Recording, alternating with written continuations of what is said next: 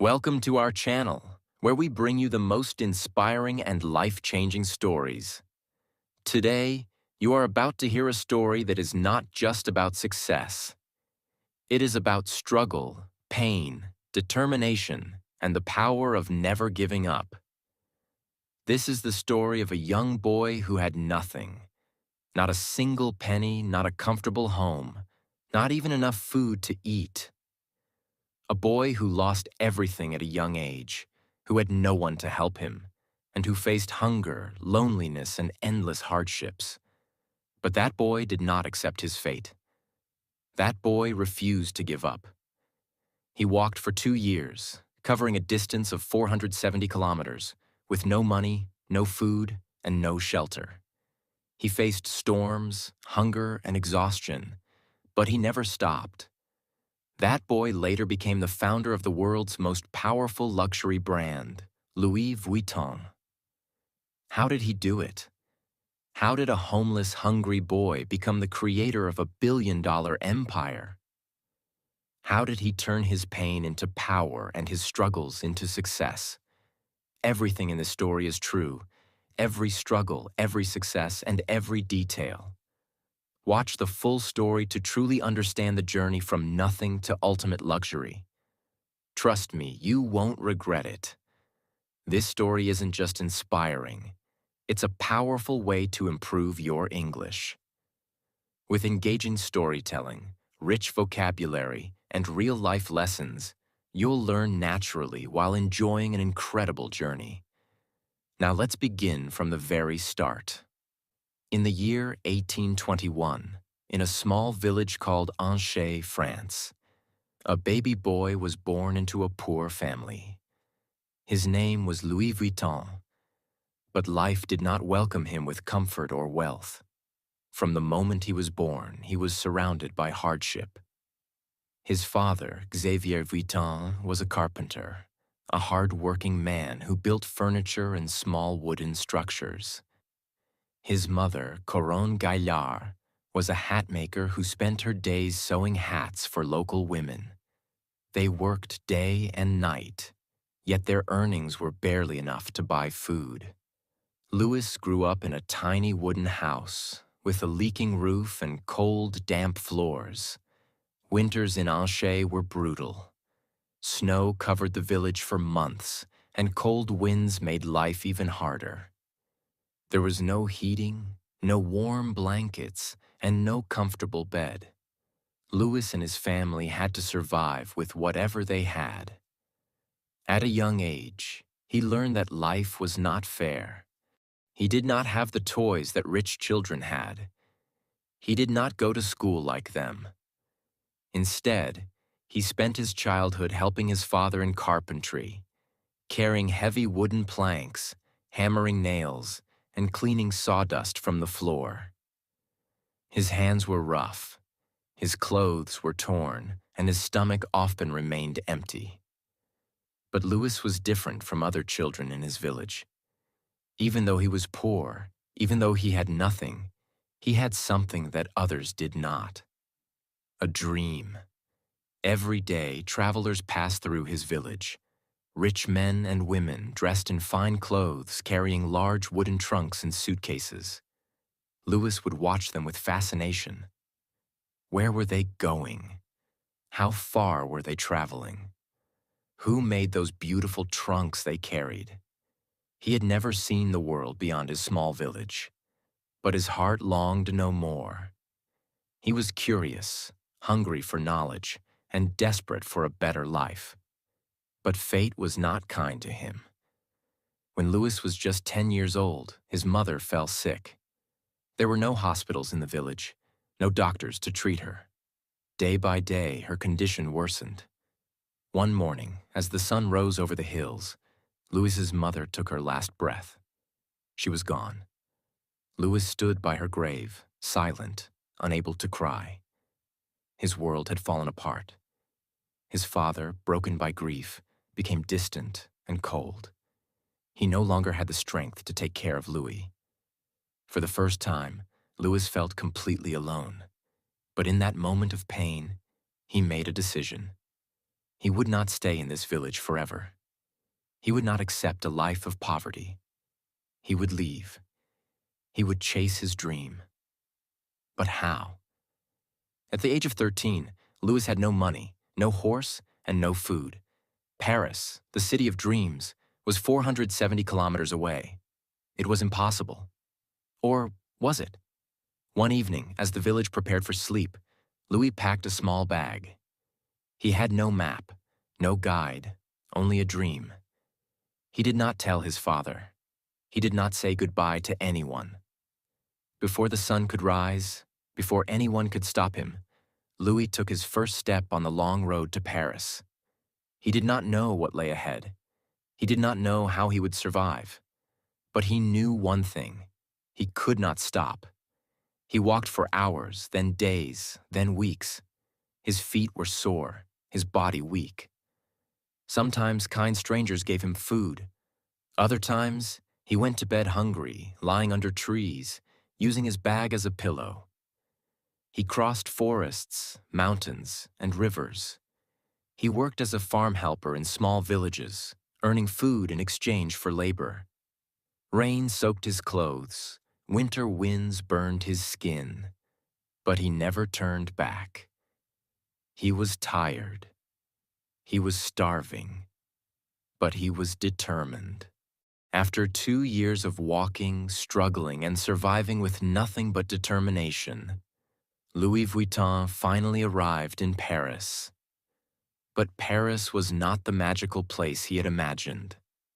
The city was massive, filled with thousands of people, carriages rushing through the streets, and markets overflowing with food and luxury goods. The air smelled of fresh bread, roasted coffee, and perfume. Things Louis had never experienced in his poor village. But there was also another side to Paris. The streets were dirty, packed with beggars, thieves, and struggling workers who barely made enough to eat. The reality was harsh. Paris was not a place that welcomed the poor. And Louis had nothing. No home, no family, no money. He stood at the edge of the city, exhausted, his clothes torn, his feet bleeding from the long journey. His stomach growled, but he had no food. For the first time in 2 years, fear crept into his heart. Where would he sleep? How would he survive? The first night in Paris was the hardest. Louis found an empty wooden cart abandoned near a bakery. He crawled inside, pulled his small bag close to his chest, and tried to sleep. The streets were noisy. People laughed, shouted, and horses clattered against the stone roads. Rats scurried around, searching for food, but Louis was too tired to care. He closed his eyes, ignoring the cold wind biting his skin. The next morning, hunger forced him to wake up early. He watched as well-dressed men and women entered bakeries, buying golden loaves of bread and buttery croissants. The smell made his stomach twist in pain. He had no choice. He needed work. Louis walked from shop to shop asking for a job, but every time the answer was the same. No experience, no work, no connections, no chance, no money, no food. Paris was cruel to those who had nothing. Days passed, and Louis grew weaker. He ate scraps from the market, picking up leftover bread from the ground when no one was looking. His body ached. His clothes were dirty. He had never felt so alone. But he refused to give up. One evening, as the sun set over the city, Louis noticed a man struggling to carry a large wooden trunk into a shop. The man was sweating, his hands shaking from the weight. Without thinking, Louis ran forward and grabbed the other side of the trunk. The man looked at him in surprise but said nothing. Together, they lifted the trunk inside. The shop was unlike anything Louis had ever seen. Wooden trunks of all shapes and sizes lined the walls, some covered in leather, others decorated with brass locks and golden initials. It was a workshop, one of the finest in Paris. The owner of the shop, Monsieur Maréchal, watched Louis with sharp eyes. "You're strong for a boy your size," he said. "What's your name?" "Louis Vuitton, sir? What do you want?" Louis took a deep breath. This was his chance. "I want to work." Maréchal raised an eyebrow. "Can you make trunks?" Louis hesitated. "No, sir, but I can learn." The old man chuckled. "Everyone says that, but not everyone is willing to do the hard work." Louis's stomach clenched. He had come too far to be rejected again. "Give me a chance," he said, his voice firm. "I will work harder than anyone else." There was silence. Then Maréchal nodded. "Fine. You start tomorrow. But don't expect money yet. You work, you learn, and if you're good, then we'll talk about payment." Louis bowed. "Thank you, sir." He had done it. He had found a place to work. But this was only the beginning. The next morning, Louis arrived before sunrise. The workshop was freezing. The scent of fresh wood and glue filled the air. Tools were scattered across wooden tables: hammers, saws, chisels, and needles for stitching leather. Louis was assigned to sweep the floor, fetch tools, and clean up after the workers. At first, he didn't mind. He was just happy to be inside, away from the cold streets. But weeks passed, and he was still only doing basic tasks. He wanted to build. He wanted to create. One evening, after everyone had left, Louis stayed behind. He picked up a small wooden panel and began practicing. He hammered, carved, and stitched, imitating the work he had seen during the day. The next morning, Maréchal noticed the piece. He lifted it, examining the clean edges and precise stitches. "Did you make this?" he asked. Louis nodded, nervous. Maréchal didn't smile, but he didn't scold him either. "From now on, you stay after work. I'll teach you." That night, Louis worked harder than ever. He learned how to shape wood, how to select the best leather, how to stitch with perfection. He watched the master craftsmen memorizing their every move. Months turned into years. He was no longer just an apprentice. He was becoming a craftsman, and people started to notice. By the time Louis was 20 years old, his hands were no longer those of a poor village boy. They were the hands of a skilled artisan. He was faster than the other workers, more precise in his craftsmanship, and more creative with his designs. Nobles and wealthy customers began requesting him by name. "I want my trunk made by Vuitton." "That boy makes the finest trunks in Paris." His reputation grew. He was no longer just a poor worker. He was someone valuable. One day, a woman entered the shop. She was elegant, wearing a luxurious silk gown and a pearl necklace. But it was her name that changed everything. She was Empress Eugénie, the wife of Napoleon III, the ruler of France. She was not just another wealthy customer. She was royalty. Her silk gown shimmered under the golden chandeliers of the workshop. Her diamond earrings sparkled as she glanced around, unimpressed by the ordinary trunks lining the walls. But when her gaze fell upon Louis, her sharp eyes narrowed. "Are you the young craftsman they call Vuitton?" she asked, her voice smooth but commanding. Louis swallowed hard. He had worked for years, perfecting his skills, but nothing had prepared him for this moment. "Yes, Your Majesty," he replied, bowing slightly. She studied him for a moment, then turned to Monsieur Maréchal, the workshop's owner. "I need a trunk, but not just any trunk," she said. "I travel often, and my trunks are too heavy, too impractical. I want something elegant yet functional, something no one has ever seen before." Louis's mind raced. This was his chance. If he impressed the Empress, his name would spread through the entire country. But if he failed, he would lose everything. Louis had seen the problems with traditional trunks. Back then, travel trunks were bulky, round-topped, and difficult to stack. They were covered in thick leather, making them heavy and impractical. Most importantly, they were not designed for modern travel. But Louis had an idea, something that had never been done before. He stepped forward, his hands slightly trembling. "Your Majesty, what if I create a trunk that is light, elegant, and stackable?" he said. "A flat-topped trunk, covered in waterproof canvas instead of leather. It will be durable, easy to carry, and perfect for your travels." Silence filled the room. Marechal looked at Louis as if he had lost his mind. No one had ever dared to change the traditional design of a trunk. But Empress Eugénie tilted her head, intrigued. "A flat-topped trunk? Canvas instead of leather?" she repeated. "That is interesting. Can you do it?" Louis's heart pounded. "Yes, Your Majesty. I will create a trunk unlike any other." A small smile played on her lips. "Then do it, Vuitton. Impress me." For weeks, Louis worked day and night. He knew this was his moment to prove himself, not just to the Empress, but to the entire world.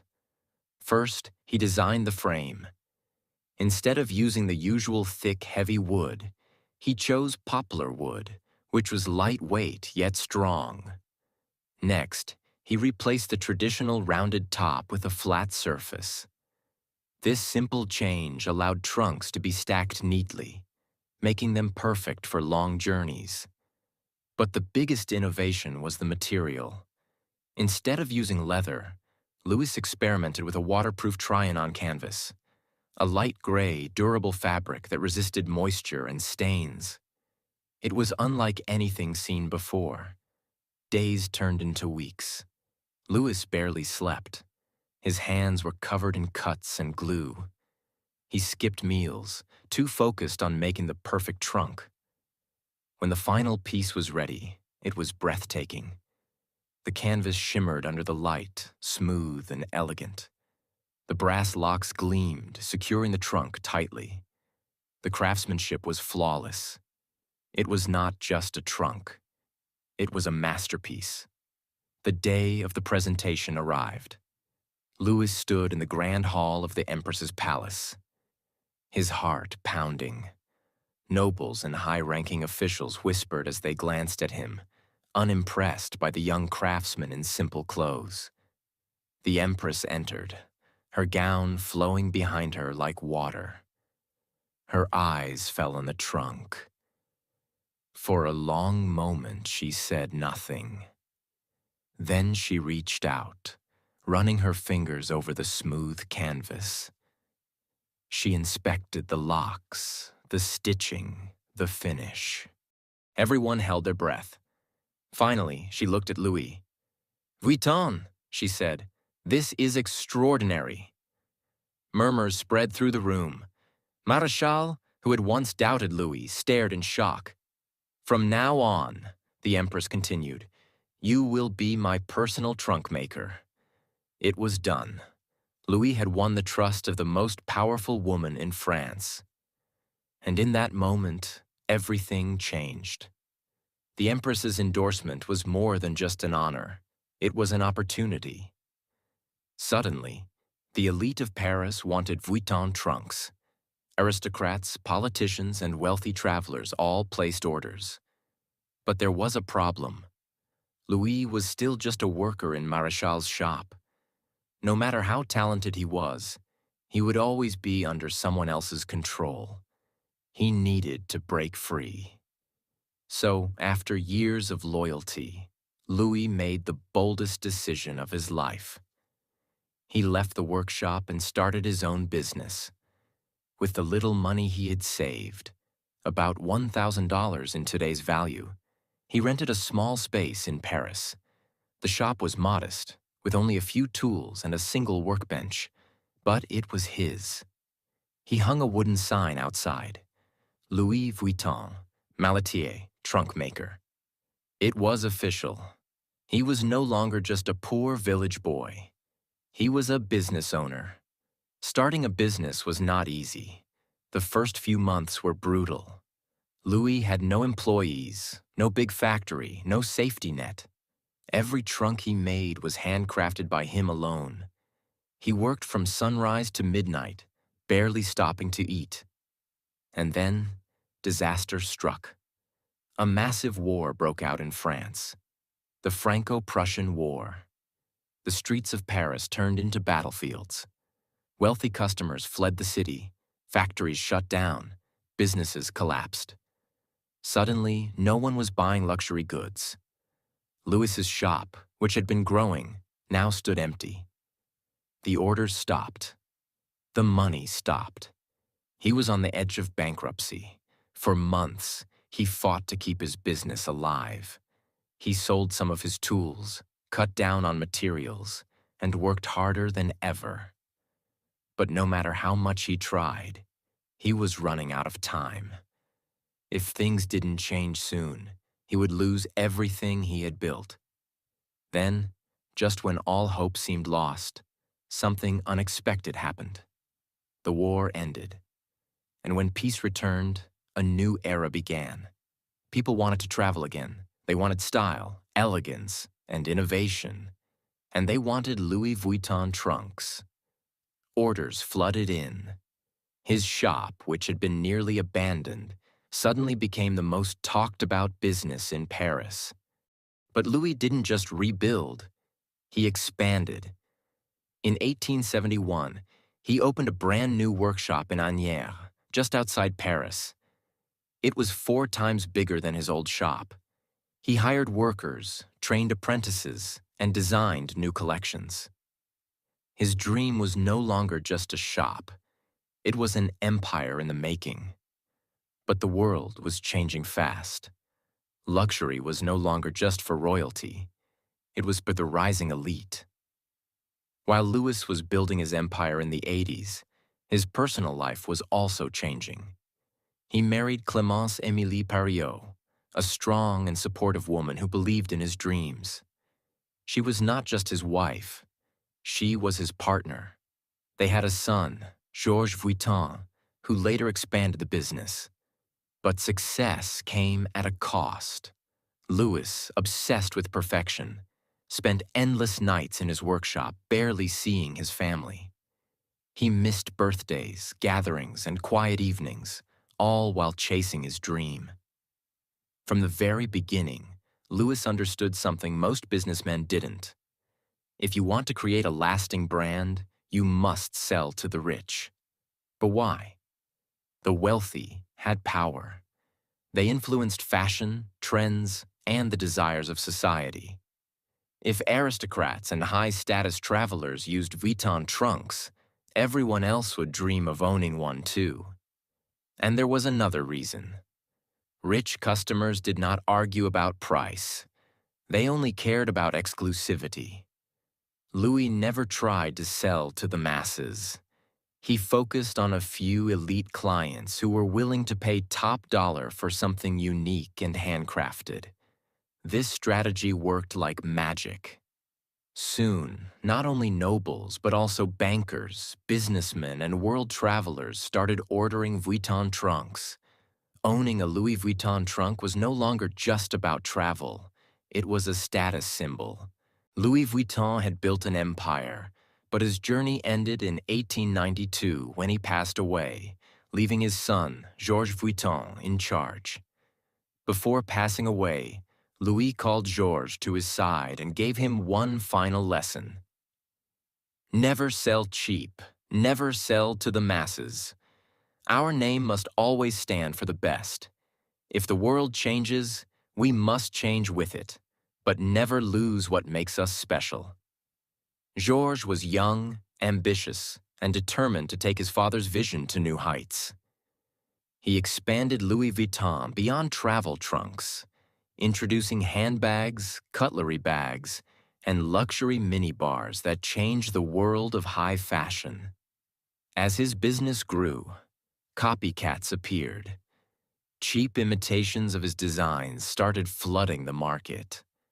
Customers were being tricked into buying fake Vuitton trunks. Louis knew he had to protect his brand. He introduced the LV monogram in 1896 to stop counterfeits, making Louis Vuitton a name that only the wealthy could afford. Under Georges, the brand didn't just survive, it dominated the luxury market. But nothing lasts forever. Georges was aging. The empire was growing too big for one man. The world was changing fast. Automobiles, airplanes, and a new era of fashion were emerging. For decades, Georges had worked endlessly to expand the Louis Vuitton brand. He introduced leather handbags and accessories that became a status symbol. He opened stores internationally, making Louis Vuitton a global name.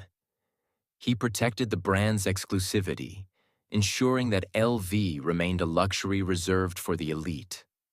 But in the 1930s, Georges faced his greatest challenge yet. His health began to fail. Years of stress, constant innovation, and global expansion had taken a toll on his body.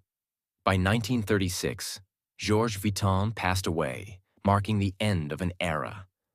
The question now was, who would continue the empire? This was when Gaston Louis Vuitton, Georges' son, stepped forward. Gaston Louis Vuitton had grown up surrounded by luxury, design, and craftsmanship. From a young age, he had watched his father expand the brand, and now it was his turn. But the world was different now. The Great Depression, 1929 to 1939, had destroyed businesses worldwide. The rise of automobiles and airplanes meant that traditional travel trunks were losing their importance. The fashion industry was changing.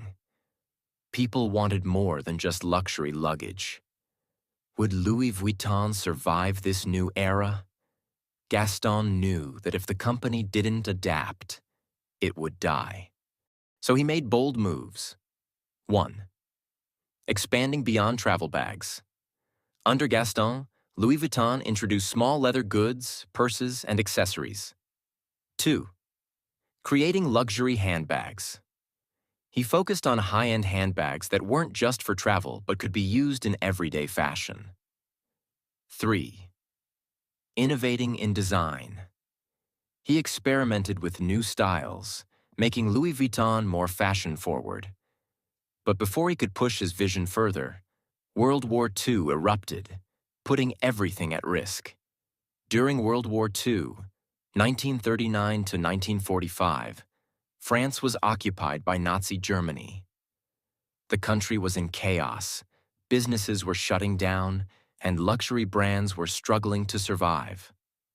Gaston Louis Vuitton had to make a choice: either close the business or find a way to keep it running. To survive, Louis Vuitton worked with the German-occupied French government.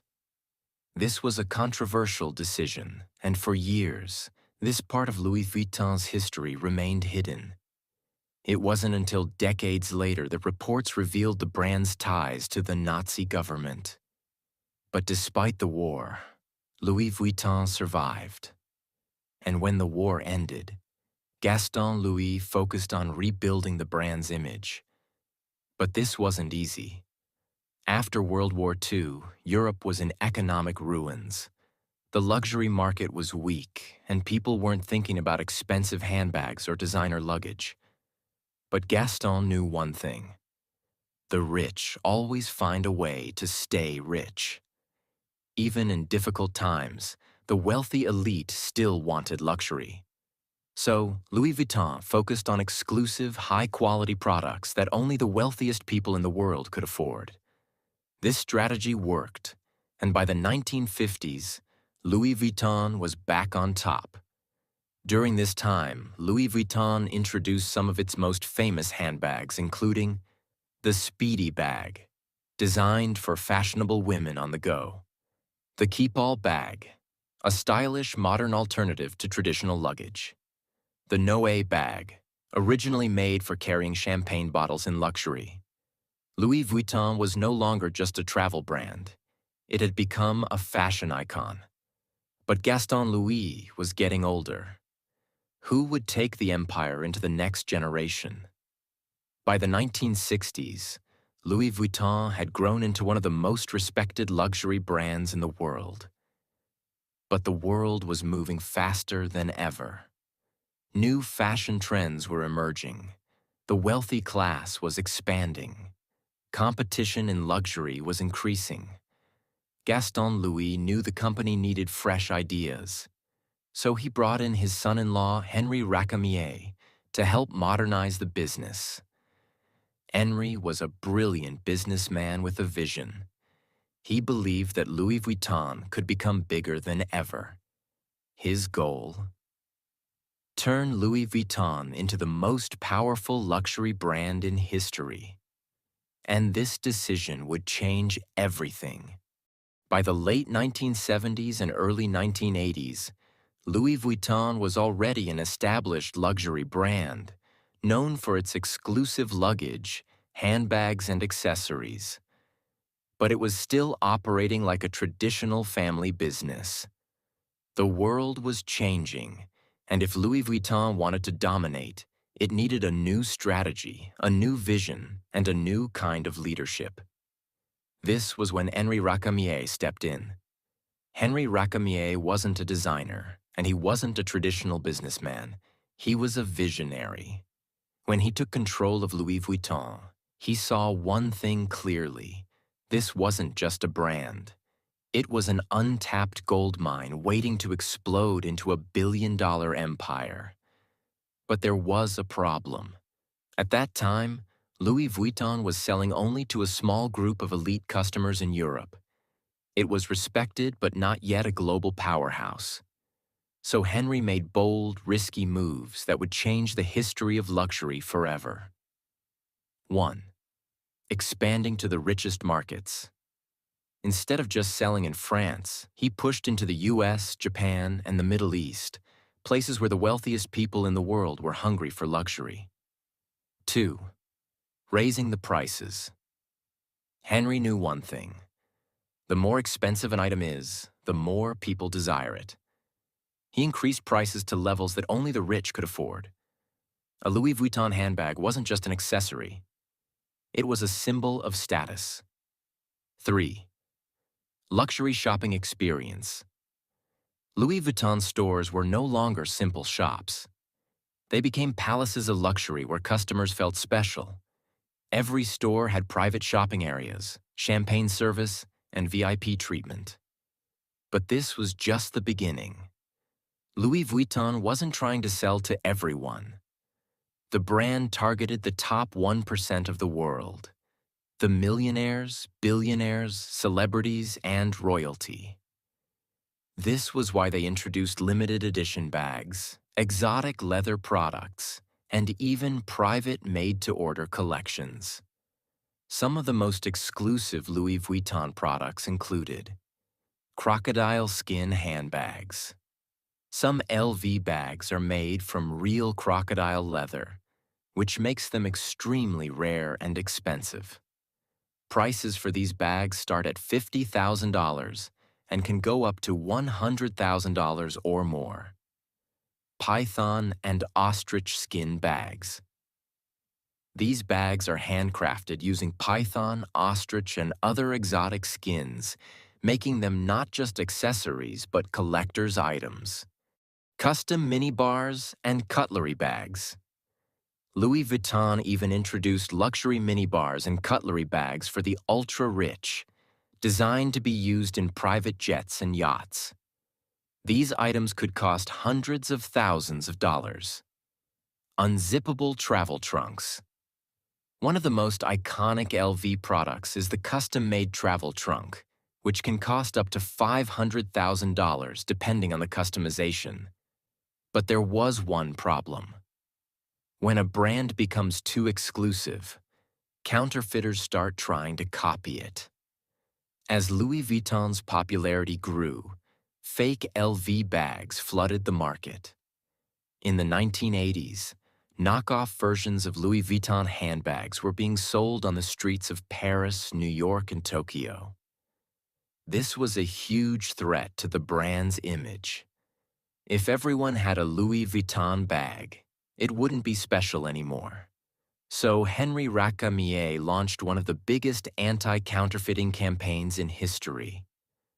Louis Vuitton hired special teams of investigators to track down and shut down counterfeit factories.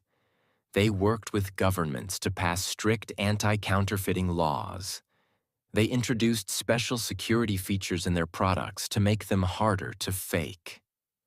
But Henry knew that to truly dominate the market, Louis Vuitton needed to become more than just a luggage brand. So he made a historic move. In 1987, Henri Racamier made a game-changing decision. He merged Louis Vuitton with Moet and Chandon, a luxury champagne brand, and Hennessy, a premium cognac brand, to create LVMH, Louis Vuitton Moet Hennessy. This was brilliant because now Louis Vuitton wasn't just a fashion house, it was part of the world's biggest luxury group. With this merger, LVMH controlled dozens of luxury brands, expanded into fashion, jewelry, cosmetics, and alcohol, became the richest luxury company in the world. But Henri Racamier didn't get to enjoy his empire for long. As LVMH grew, a new player entered the scene, a young businessman named Bernard Arnault. Arnault was hungry for power. He saw that LVMH was a golden opportunity, and he wanted to take control. In 1989, he used aggressive business tactics to push Henri Racamier out and took full control of LVMH. This move was controversial, but it made Bernard Arnault the most powerful man in luxury fashion. Once he had full control, Bernard Arnault transformed LVMH into a financial powerhouse. He expanded into new markets like China, Russia, and India. He bought luxury brands like Dior, Givenchy, and Fendi, making LVMH the most powerful fashion group in the world. He introduced super high-end products with prices reaching millions of dollars. Today, under Bernard Arnault, LVMH is worth over $500 billion, making it the richest luxury company in the world. Arnault himself is often ranked as the richest person on earth, with a net worth of over $200 billion. Today, Louis Vuitton represents exclusivity. Owning an LV bag means you've made it in life. Luxury craftsmanship. Every Louis Vuitton product is handmade by the best artisans in the world. A status symbol. Whether it's a handbag, luggage, or a custom minibar, Louis Vuitton is the ultimate sign of wealth. Even after 170-plus years, Louis Vuitton remains the most powerful luxury brand in the world. And it all started with one young man, Louis Vuitton, who had nothing but a dream. Louis Vuitton's story is a lesson in determination, vision, and risk-taking. From a poor boy in a small village to the biggest luxury empire in the world, Louis Vuitton proves that hard work and innovation can change everything. Every step, from handcrafting trunks to creating billion-dollar handbags, was built on excellence and exclusivity. And even after wars, economic crises, and battles for control, Louis Vuitton has stood the test of time. This is more than a brand, it's a legacy.